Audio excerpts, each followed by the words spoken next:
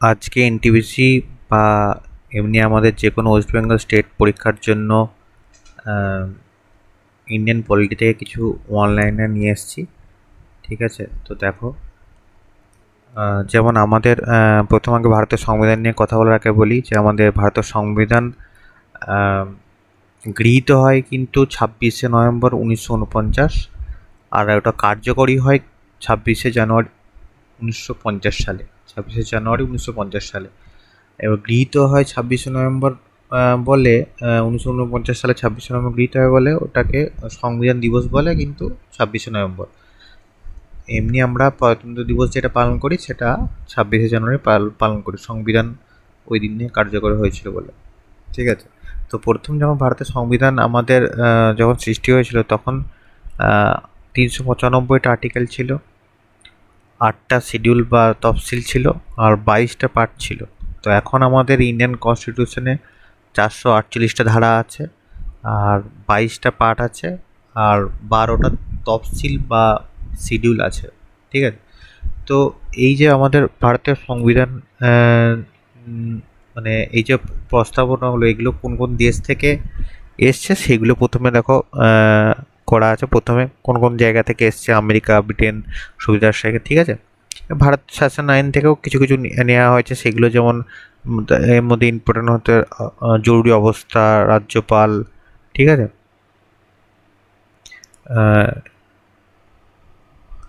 আর হচ্ছে আমেরিকা থেকে যেমন হচ্ছে পাবলিক সার্ভিস কমিশনটা, অবশ্যই পাবলিক সার্ভিস কমিশনটা।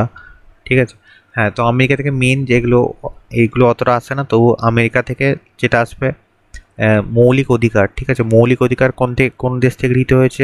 আমেরিকা থেকে মৌলিক অধিকার গৃহীত হয়েছে। গুলোনো ব্যাপার কোনটা, যে মৌলিক কর্তব্য যদি বলে, মৌলিক কর্তব্য হলে সোভিয়েত রাশিয়া। এই দুটো গুলো চলবে না। মৌলিক কর্তব্য কোন দেশ থেকে নেওয়া হয়েছে, আর মৌলিক অধিকার কোন দেশ থেকে নেওয়া হয়েছে? মৌলিক অধিকার নেওয়া হয়েছে আমেরিকা থেকে, আর মৌলিক কর্তব্য নেওয়া হয়েছে সোভিয়েত রাশিয়া থেকে। ঠিক আছে, হ্যাঁ, তো সুপ্রিম কোর্ট ও বিচার ব্যবস্থার ব্যাপারে কোন প্রস্তাবনা কোন দেশ থেকে নেওয়া হয়েছে? আমেরিকা থেকে নেওয়া হয়েছে। ঠিক আছে, এবার ব্রিটেন থেকে কি নেওয়া হয়েছে? ব্রিটেন থেকে ইম্পর্টেন্ট হচ্ছে দ্বিকক্ষ বিশিষ্ট সংসদ। ঠিক আছে, প্রধানমন্ত্রীর যে কনসেপ্ট সেটা ব্রিটেন থেকে এসছে। আচ্ছা, এক নাগরিকত্ব, আর রাষ্ট্রপতি, স্পিকার, এগুলো সব ব্রিটেন থেকে। ঠিক আছে, আচ্ছা, সোভিয়েত রাশিয়া তো বললাম মৌলিক কর্তব্য। হ্যাঁ, পঞ্চবার্ষিকী পরিকল্পনা, এটা অবশ্যই মানে ইম্পর্টেন্ট জিজ্ঞেস করতে পারে পরীক্ষাতে, যে পঞ্চবার্ষিক পরিকল্পনা কোন দেশ থেকে গৃহীত হয়েছে? সোভিয়েত রাশিয়া থেকে গৃহীত হয়েছে। ঠিক আছে, অস্ট্রেলিয়া থেকে যৌথ তালিকা প্রস্তাবনা ভাষায় মোটামুটি খুব একটা ইম্পর্টেন্ট নয়। জাপান থেকে এটা ইম্পর্টেন্ট, সুপ্রিম কোর্টের গঠন থেকে নিয়েছে, জাপান থেকে নেওয়া হয়েছে। দক্ষিণ আফ্রিকা, সাউথ আফ্রিকা থেকে হয়েছে সংবিধান সংশোধন পদ্ধতি। ঠিক আছে, কানাডা থেকে কি যুক্তরাষ্ট্রীয় শাসন ব্যবস্থা, এটা কোশ্চেন জিজ্ঞেস করে। যুক্তরাষ্ট্র শাসন ব্যবস্থা কোন দেশ থেকে নেওয়া হয়েছে? কানাডা থেকে। এরকম না যুক্তরাষ্ট্র শাসন ব্যবস্থা দেখে আমরা ভুল করে আমেরিকা করে দেবো, মানে কানাডা মনে রাখতে হবে। হ্যাঁ, আয়ারল্যান্ড থেকে নির্দেশমূলক নীতি, যেটা আমরা ডিপিএসপি বলি, নেওয়া হয়েছে। রাষ্ট্রপতি নির্বাচন, ঠিক আছে, আয়ারল্যান্ড থেকে গৃহীত হয়েছে। ফ্রান্স থেকে প্রজাতন্ত্র সাম্য, এইসব দুটো নেওয়া হচ্ছে। ঠিক আছে, জার্মানি থেকে জরুরি অবস্থার মৌলিক অধিকার বাতিল, এটা অবশ্যই ইম্পর্টেন্ট। ঠিক আছে, তো এবারে যেটা বলছিলাম আর কি, যে আমাদের 12টা শিডিউল আছে। তো এই 12টা শিডিউল বা তফসিল বলে। তো এই 12টা শিডিউল বা তফসিল, তো এমনি সেরকম ইম্পর্টেন্ট নেই, এমনি দেখে যাবে, সেরকম করে না। দেখে যাওয়ার মতো ব্যাপার হচ্ছে, যেটা হচ্ছে এই পার্টটা, 22টা যে পার্ট। ঠিক আছে, 22টা পার্ট মধ্যে সবগুলো 22টা পার্ট কি দেখবো না, 22টা পার্ট নয়, কিছু কিছু ইম্পর্টেন্ট আছে, সেগুলো আমরা দেখব।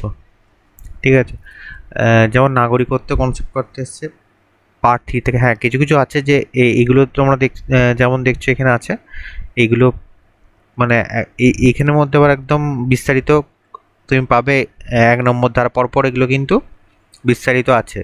তো সেগুলোর মধ্যে যেমন মৌলিক অধিকারের মধ্যে কিছু কিছু ব্যাপার আছে যেগুলো ইম্পর্টেন্ট আছে। মৌলিক অধিকার, ঠিক আছে,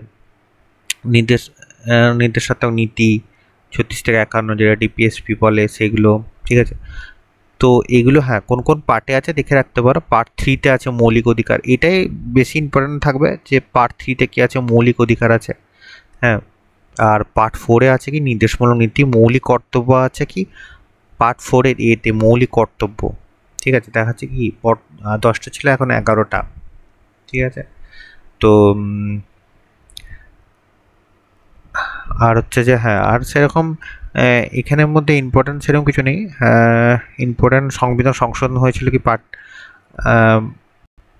এই যে পার্ট 20-তে সংবিধান সংশোধন হয়েছিল। ঠিক আছে, এবার বিস্তারিত যেটা দেখার সেটা মানে ইম্পর্টেন্ট আর কি। এগুলো একটু দেখে যাওয়ার মতো, দেখে বা জাস্ট দেখে দেখে যাবে। পরে পরে দেখো, পরের পেজ নিয়ে আসছি। হ্যাঁ, এই যে মৌলিক অধিকার আছে না, মৌলিক অধিকার 12 থেকে 25 নম্বর ধারা থেকে মৌলিক অধিকার কথা বলা হয়েছে। প্রথমে 14 নম্বর ধারায় কি বলেছে যে আইনের দৃষ্টিতে সাম্য, আইনের সমান সংরক্ষণ। ঠিক আছে, এগুলো একটু পড়ে যাওয়ার মতো ব্যাপার, মানে অতটা না আসতে পারে। হ্যাঁ, তবে আমি এইখানের মধ্যে কোন একটা দেখেছিলাম যেন, হ্যাঁ এই যে সম্পত্তির অধিকার, এই যে যে 19 নম্বর এখানে কি বলা আছে, সম্পত্তি অধিকার 44তম সংশোধনীতে 1978 সম্পত্তির অধিকারকে মৌলিক অধিকার থেকে বাদ দিয়ে এখন আইনি অধিকারের স্বীকৃতি দেওয়া হয়। এটা এখন আইনি অধিকারে চলে গেছে, এখন ধারা 300A-তে চলে গেছে। এটা মনে রাখতে হবে। ঠিক আছে, আচ্ছা এইটা এখানের মধ্যে যেমন ইম্পর্টেন্ট কি যে 21 নম্বর ধারায় 6 থেকে 14 বছর বয়সী শিশুদের অবৈতনিক শিক্ষার অধিকার এটা। ঠিক আছে, এটা কখনই হয়েছিল 2002 সালে 86তম সংশোধনীতে এটা দিতে হয়েছিল। আচ্ছা, আর হচ্ছে আপনার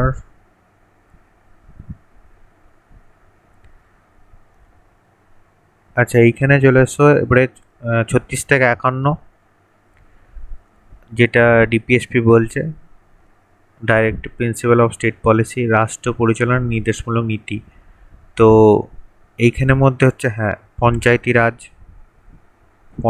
রাজ, বেকার ভাতা, বার্ধক্য ভাতা 31 নম্বর ধারা, এই 6 থেকে 14 বছর বয়সী শিশুদের অবৈতনিক আবশ্যিক শিক্ষা, আর হচ্ছে মৌলিক কর্তব্য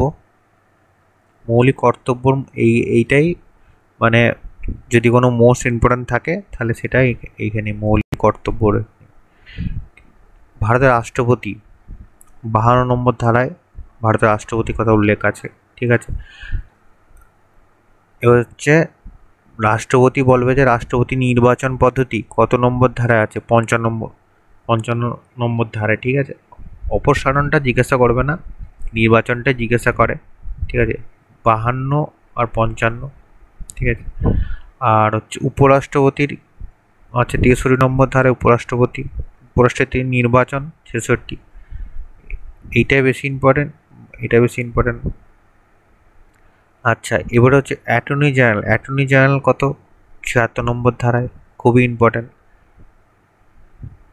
যৌথ অধিবেশন উভয় কক্ষ, এটা না অত না, অর্থ বিল, অবশ্যই অর্থ বিল 110 নম্বর ধারায় অর্থ বিলের কথা বলা হয়েছে। সুপ্রিম কোর্ট রিট জারির ক্ষমতা 139 নম্বর ধারায় রিট জারির ক্ষমতার কথা বলা আছে। ঠিক আছে, আর আচ্ছা এখানে ক্যাগ প্রথমে পড়েছিলাম না, তো ক্যাগের কথা বলা হয়েছে 148 নম্বর ধারায়। আর 153 নম্বর ধারা কি প্রতি রাজ্যে রাজ্যপালের কথা বলা হয়েছে কত, 153 নম্বর ধারায়। ঠিক আছে, আর এখানে হচ্ছে রাজ্যের অ্যাডভোকেট জেনারেল কত নম্বর ধারায় বলা হয়েছে, 165 নম্বর ধারায় বলা হয়েছে। আর হাইকোর্টের রিট জারি ক্ষমতা, আমাদের যে হাইকোর্ট সেটা রিট জারি ক্ষমতা 226 নম্বর ধারায় বলা আছে। পঞ্চায়েতের সংখ্যা বলা আছে 243 নম্বর ধারায়, আর পৌরসভা 243 নম্বর ধারায়। ঠিক আছে, তো পঞ্চায়েতটা কোশ্চেন এসেছিলো, আমি একটা দেখেছি পঞ্চায়েত 243 নম্বর ধারায় এটা এসেছিলো। আর এখানের মধ্যে হচ্ছে যে অর্থ কমিশন 280 নম্বর ধারা। 324 নম্বর ধারা হচ্ছে নির্বাচন কমিশন, এটা ইলেকশন কমিশন। একদম এইগুলো একদম মনে রাখতেই হবে, ঠিক আছে। আর হচ্ছে যে জাতীয় জরুরি অবস্থা ঘোষণা, 352 নম্বর ধারা। সংবিধান সংশোধন 368 নম্বর ধারা, ঠিক আছে। ব্যাস এইগুলো। আর কিছু কোশ্চেন আছে, সেগুলো দেখো।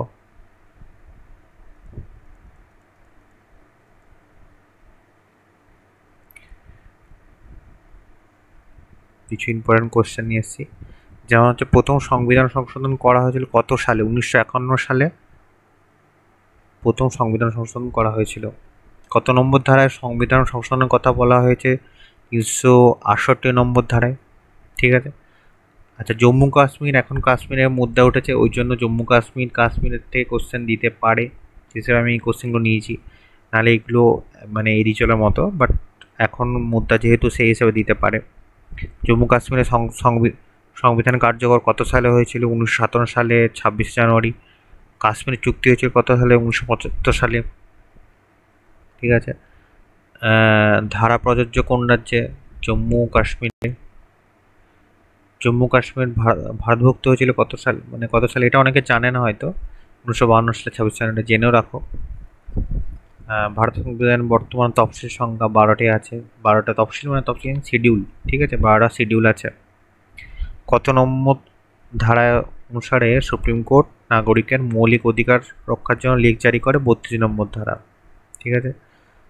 কত সালে সম্পত্তির অধিকারকে সংবিধান থেকে মৌলিক অধিকার তালিকায় বাদ দেওয়া হয়? 1978 সালে। কত সালে ভারতের নাগরিকদের মৌলিক কর্তব্য সংবিধানে অন্তর্ভুক্ত হয়েছে? 1976 সালে, ঠিক আছে। এগুলো অতটা ইম্পর্টেন্ট নয়, এই 9 আর 10টা তাও দেখে রাখো। কত বছর বয়সে একজন ব্যক্তি রাষ্ট্রপতি পদপ্রার্থী হতে পারেন? 35 বছর। এটা কোশ্চেনে দেয়। সাংবিধানিক কত ধরনের জরুরি অবস্থা সংস্থান আছে? 3 ধরনের। এটা অবশ্যই জেনে রাখবে। এখনো পর্যন্ত জাতীয় জরুরি অবস্থা জারি হয়েছে 3বার, ঠিক আছে, 3বার। এখনো পর্যন্ত কতবার অর্থনৈতিক জরুরি অবস্থা জারি হয়েছে? একবারও নয়, ঠিক আছে। আর যেন ভবিষ্যতে কোনোদিন না হয়, কারণ এটা হলে খুবই অসুবিধা হবে আমাদের দেশে। সংবিধানে কত ধারাতে রাষ্ট্রপতিকে ইমপিচমেন্ট করা হয়? 61 নম্বর ধারায়, ঠিক আছে। সংবিধানে কত ধারা অনুযায়ী রাষ্ট্রপতি জাতীয় জরুরি অবস্থা জারি করতে পারেন? 352 নম্বর ধারা অনুসারে, ঠিক আছে।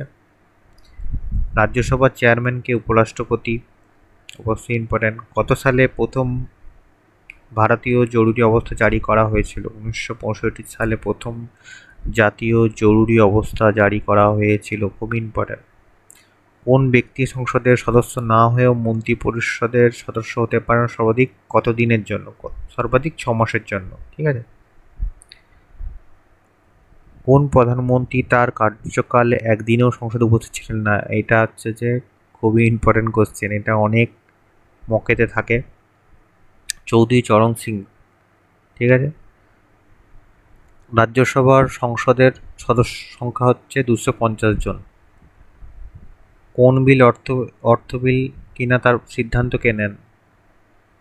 লোকসভার স্পিকার।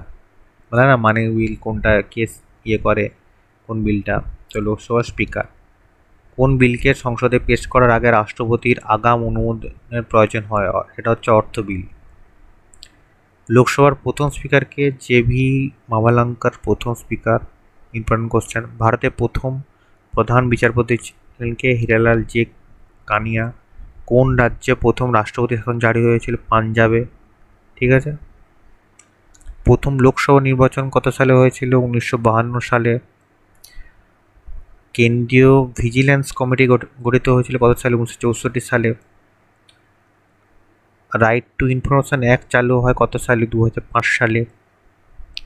আর হচ্ছে লাস্ট কোশ্চেন, ভারতীয় গণপরিষদের প্রথম অস্থায়ী সভাপতি কে ছিলেন? সচিদানন্দ সিনহা প্রথম অস্থায়ী সভাপতি ছিলেন, ঠিক আছে।